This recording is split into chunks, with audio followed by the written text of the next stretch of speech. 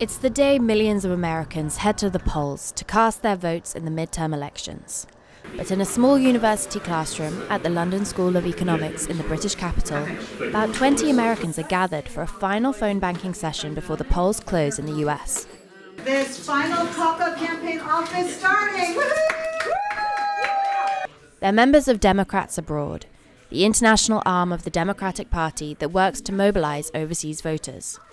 And while the sun may have set here, it's still not too late. All right, thank you so much. Thank you for voting. They're calling voters for states like Nevada and Georgia that will accept email ballots and receive votes posted on Election Day.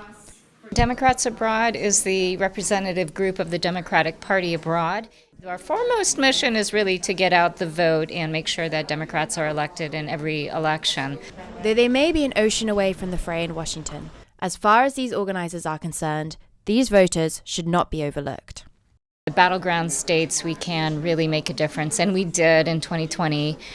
We sent in more votes for the Georgia election than was the actual margin. So Biden won by around 11,000 votes in Georgia, and we sent in more than that. So we know that our vote counts.